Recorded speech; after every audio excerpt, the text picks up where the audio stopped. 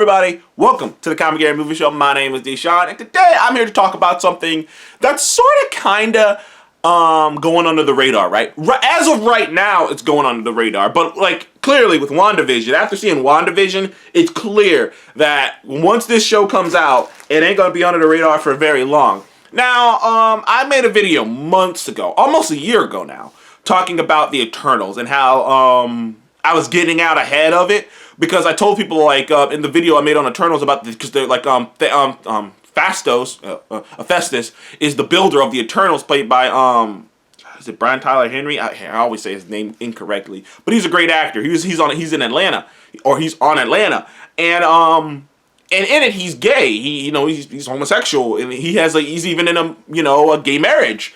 And in it, him and his husband share, I believe multiple kisses, but I know they talked about one passionate, like, really heartfelt kiss that they share. And I remember, and I told you in the video that I was getting out ahead of that shit because to be fair, I expected Eternals to be out by November when I made that video, so I thought I would have already, been out ahead of it, because I saw the writing on the wall. I'm like, oh my god, this is gonna be a huge thing. People are gonna say SJW Marvel, go woke, go broke, all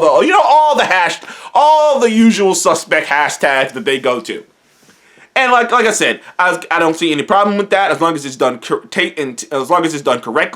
It's not pushy. It's just done organically. I wrote one of my favorite shows. One of my favorite shows of the last 10 years is a show called Sex Education on Netflix, and that has one of the main characters in that is gay, and I love the handling of him. I think he's fantastically done. I have no feelings about that, the way it's executed. And there's a couple other things like that where the way that's executed. I think American Gods handles homosexuality pretty well. Like I say, it's all about how it's handled, as long as it's not pushy in your face. But now that I'm talking about it occurred to me that there's going to be another situation, not in the homosexuality department, but in the race department with Falcon and the Winter Soldier, because it's become apparently clear to me. It's always been clear to me, but I guess I never thought about it until this entire last year was kind of a really difficult, really intense place for race relations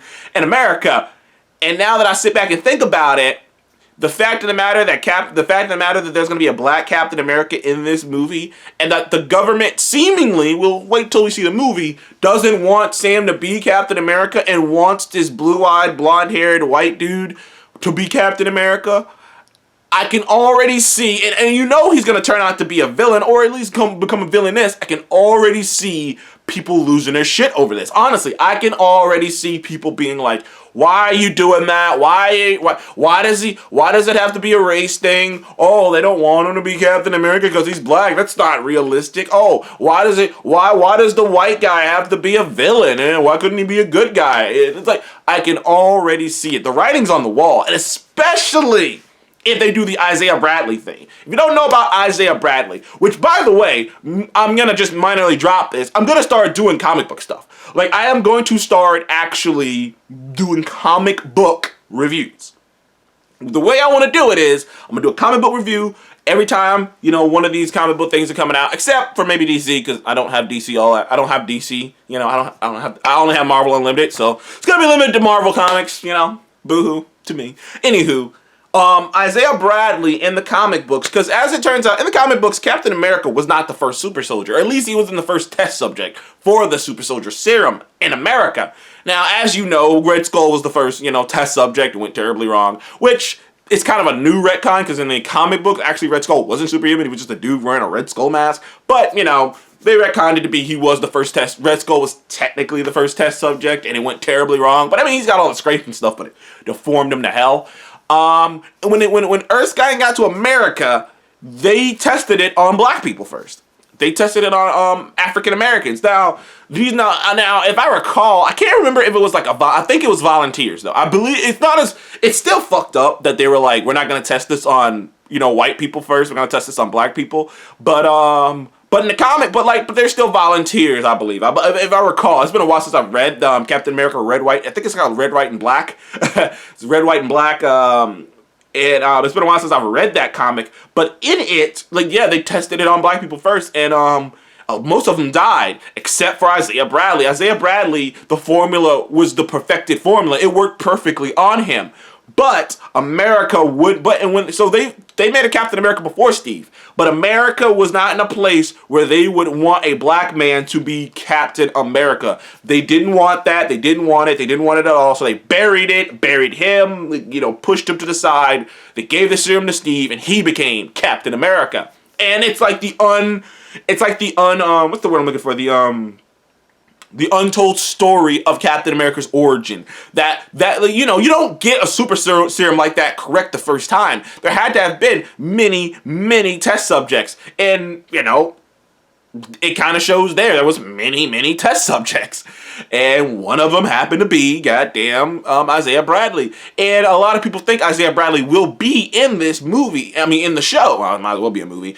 He'd be in the Falcon and the Winter Soldier. And if Isaiah Bradley is in the Falcon and the Winter Soldier, then that means they are keeping that same origin that there were black people being tested on during World War II with this super soldier serum before it ever got put in Steve. Which means that every time you watch a trailer and you hear Sam go, the legacy of that shield is complicated. That's what he means. Is that the legacy of that shield is like sure, something great came out of it. Steve Rogers is a great dude, and I'm pretty sure if he had known about that, he would have said something about it. He didn't know. You don't know what you don't know. But it doesn't change the fact that the legacy of that shield is covered in shady shit, and and the fact that they did that, the fact that they buried him, the fact that they did the way they did Isaiah Bradley, and I could just feel it, dude. I can feel it in my bones, like hardcore, I'm not gonna say right wing or whatever, but hardcore people who are like totally against even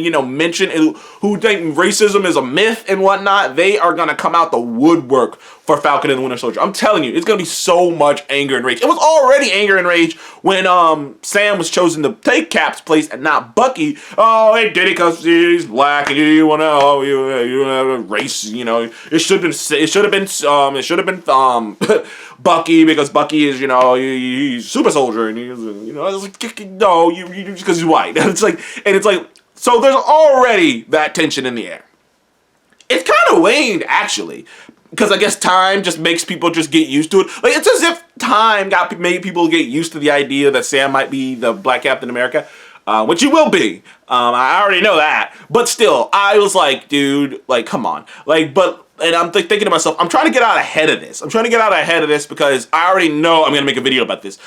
And in 2 weeks' time, I will be making a video talking about how people's reactions to John Walker, people's reactions is like, why the government got to be corrupt? Why the government got to choose a white dude? Why the white dude got to be a bad guy? I can already see it coming, and I'm getting out ahead of it. And I'm just letting you guys know to be prepared for that. Understand that by week 3 of Falcon and the Winter Soldier, there will be headlines about the SJW MCU, about how the MCU is saying all white people are bad or something. There's gonna be a whole bunch of headlines. Ben Shapiro, whatever the fuck his name is probably gonna make a video talking about how, this is horse shit. The government would have never done anything like that, when actually the government technically did experiments on black people during World War II a long time ago, but that's not here nor there. So this whole Captain America thing's actually inspired by real life events. So like I say, man, I'm excited for this, but I just want to let you guys know, just like I did with Eternals, I'm getting out ahead of this. The whole race thing will blow up. The race thing, the government thing, the government experimenting, if that turns out to be a true thing, will blow up, and it will literally make all of you, and it will be talked about a lot during the process of this show. It's going to be more annoying than a Quicksilver thing. Anyways, thank you guys for joining the Comic Game Movie Show. Please remember to like, subscribe. I'll see you in the next one. Goodbye.